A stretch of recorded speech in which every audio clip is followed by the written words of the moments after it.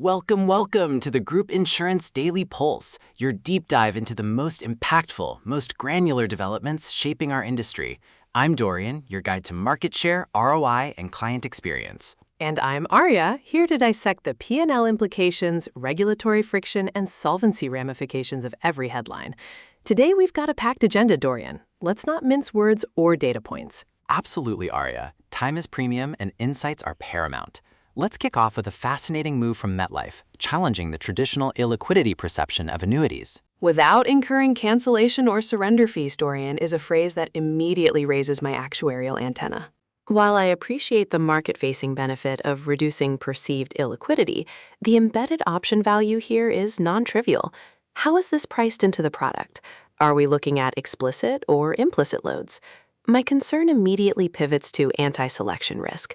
A participant who experiences an unforeseen liquidity need, or perhaps a more attractive investment opportunity, can now unwind their position. This creates a potential for disintermediation, particularly in a volatile interest rate environment. From a P&L perspective, this introduces basis risk if MetLife's hedging strategies for these embedded options aren't perfectly aligned with the actual exercise patterns. Aria, you're looking at the trees, but I'm seeing the forest of market penetration. The traditional annuity market has struggled with GC plan integration precisely because of this perceived lock-in. MetLife is directly addressing the primary barrier to adoption, transforming an illiquid asset into a more dynamic retirement income solution. This isn't just about individual P&L, it's about expanding the total addressable market. For employers, this enhances their financial wellness programs, offering a more appealing, flexible retirement benefit. I concede the market-driving potential, Dorian. The ability to mitigate the what-if factor for participants is undeniably powerful for distribution.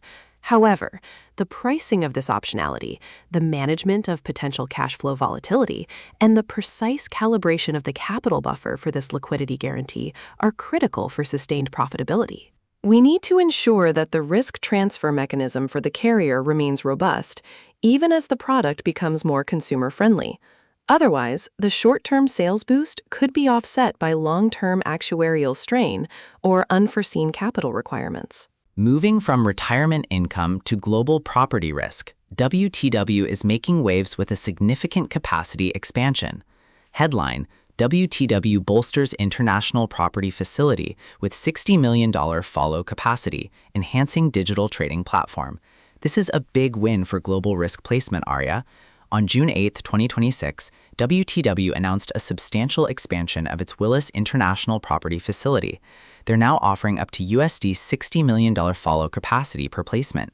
This isn't just about more capital. It's supported by an enlarged Lloyd's lead panel and, crucially, Willis's algorithmic digital trading platform, Neuron. This combination of increased capacity and technological efficiency is a game changer. WTW's Q1 2026 revenues of $2.4 billion, an 8.5% increase from the prior year, certainly provide the backdrop for this kind of strategic investment. A $60 million follow capacity per placement, Dorian, immediately triggers my concentration risk alarms. While increased capacity is beneficial for large, complex risks, the crucial question for carriers participating in this facility is the aggregation management. How is WTW ensuring that this expanded capacity isn't leading to an undue concentration of exposure for any single participating Lloyd syndicate or carrier, particularly across correlated perils or geographies? Furthermore, the reliance on Willis's algorithmic digital trading platform, Neuron, introduces model risk. What is the validation process for Neuron's pricing and risk selection algorithms? What are the data quality inputs? And how transparent or explainable is the AI to the underwriters making the ultimate risk decisions? From a P&L perspective, algorithmic mispricing, even on a follow-line basis, can erode profitability quickly across a large book. Regulators will also be keen to understand the governance around automated underwriting, especially concerning fairness and non-discrimination in risk assessment. Solvency capital requirements will increase commensurate with the expanded exposure, demanding robust stress testing of the facility's overall portfolio. Aria, this is about market efficiency and capturing larger, more complex risks that typically demand significant capacity. The $60 million isn't just raw capital, it's smart capital deployed through a sophisticated digital platform. Neuron isn't replacing human expertise, it's augmenting it, streamlining the placement process, reducing quote-to-bind times, and allowing underwriters to focus on higher-value risk analysis. For brokers like WTW, this means enhanced competitiveness, a superior client experience, and the ability to win larger mandates.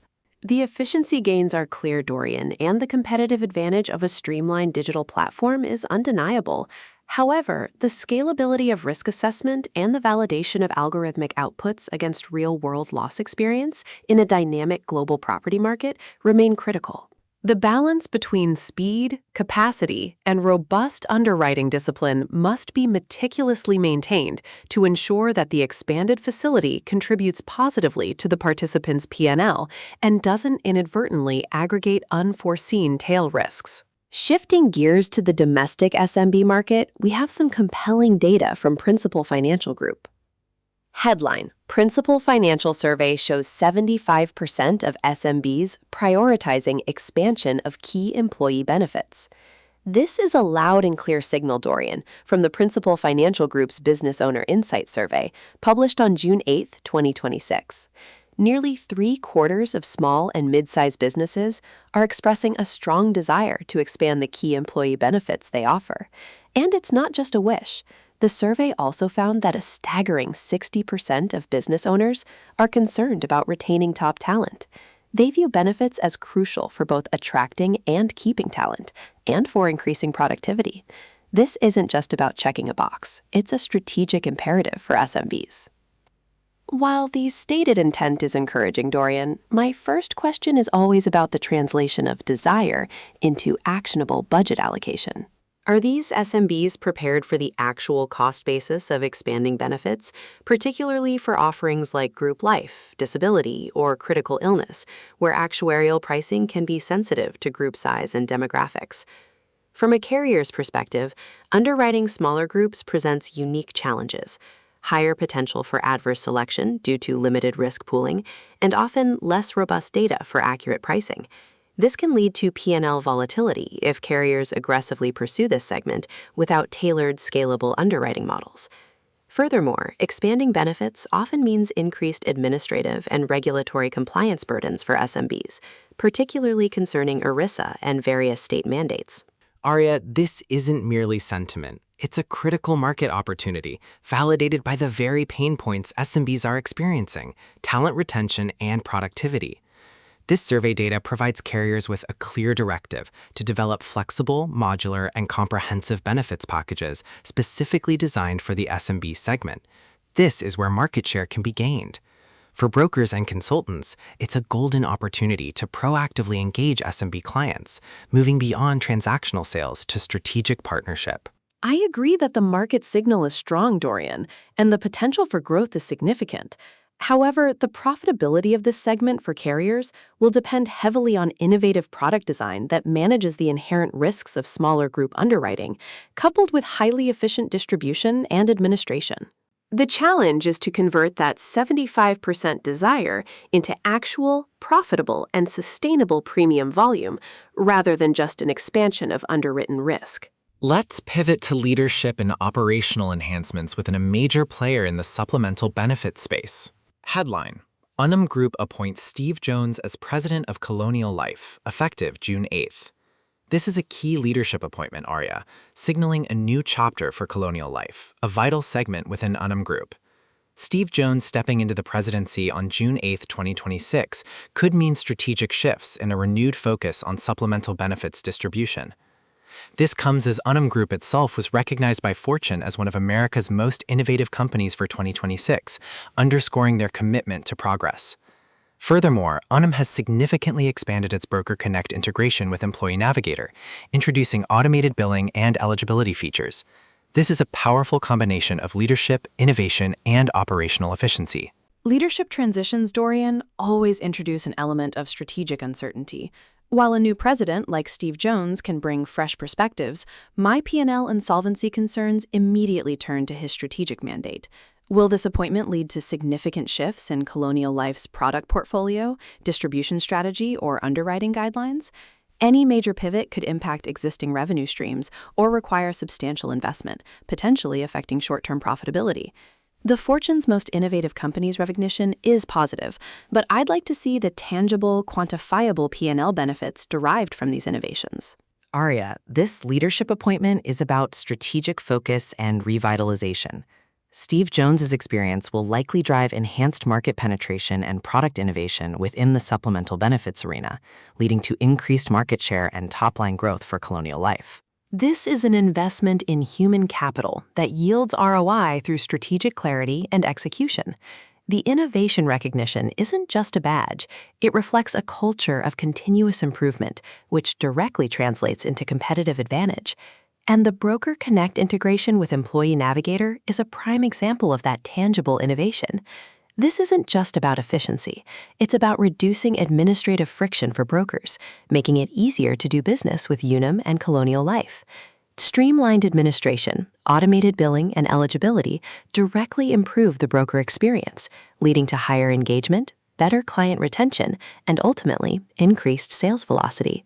For employers, this means a more seamless benefits administration process, leading to better employee experience and utilization of their group benefits. The administrative efficiencies and enhanced broker experience are certainly valuable, Dorian. However, the underlying technical infrastructure and the robustness of the data governance for these automated processes are paramount. A smooth operational flow is critical for maintaining broker trust and ensuring regulatory compliance, especially when dealing with financial transactions and sensitive employee data. The strategic direction under new leadership will need to demonstrate a clear path to sustainable, profitable growth while navigating the inherent risks of product development and market expansion. Finally, let's talk about the analytical frontier in group health. This is a massive one, Aria. Headline: Predictive Analytics Revolutionizing Group Health Renewals, Showing Potential for a 28.6% Loss Ratio Reduction. This is monumental, Aria. An article published on June 8, 2026 by Employee Benefit News highlights how predictive analytics is stabilizing group health stop-loss renewals. They cite a retrospective study with a national stop-loss carrier across 19 employer groups, covering nearly 17,000 members. The results were eye-opening. If the carrier had acted on predictive signals by pricing just one single worst group, which generated a $2.3 million loss and had a risk score 1.5 times higher than others to reflect its actual risk, their loss ratio would have copped from 83.6% to 55%. That's a staggering 28.6% reduction in loss ratio. This is not just incremental improvement. This is a paradigm shift in underwriting profitability.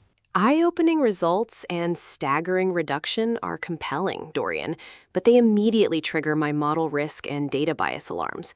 While the potential for a 28.6% loss ratio reduction is indeed massive, we must critically evaluate the methodology. This was a retrospective study on 19 groups. Is the sample size statistically representative of the carrier's broader book of business? What about the other 18 groups? Was the $2.3 million loss group in Helen? And how robust is the predictive model to such extreme events? My core actuarial concern is around model explainability and regulatory compliance. How are these predictive signals generated? What data inputs are used? Example, claims history, demographics, socioeconomic factors, clinical data, and how is the model validated for bias, particularly against protected classes? State departments of insurance are increasingly scrutinizing AI/ML models for discriminatory pricing or unfair practices. Aria, the power here is in moving from reactive underwriting to proactive risk management. This isn't just about identifying a single bad apple. It's about the capability to identify risk earlier and more accurately across the entire portfolio. The 28.6% reduction isn't hypothetical. It's a demonstrated financial impact from a specific high-risk scenario that predictive analytics could have mitigated. For carriers, this is a competitive advantage that directly impacts the bottom line, allowing for more stable, predictable pricing and improved profitability. The potential for transforming underwriting and risk management is undeniable, Dorian. Proactive intervention and more accurate pricing are critical for the sustainability of group health benefits. However, the industry must approach this with robust data governance, stringent model validation, and absolute transparency to ensure regulatory compliance and maintain public trust. The promise of a 28.6% loss ratio reduction is powerful, but it must be delivered with actuarial rigor and an unwavering commitment to fairness and ethical AI deployment. Precisely, Aria. The industry is in a dynamic state of evolution. From flexible annuities opening new markets, to digital platforms streamlining global risk, to SMBs demanding more benefits, and predictive analytics revolutionizing group health, the common thread is the pursuit of value, efficiency, and enhanced experience. It's about leveraging data and innovation to meet evolving client needs and secure sustainable growth. Indeed, the opportunities are vast, but the devil, as always, is in the actuarial details and regulatory frameworks. And we'll be here, dissecting those details for you every single day. That's it for today's Group Insurance Daily Pulse. I'm Dorian. And I'm Aria. Stay informed, stay analytical.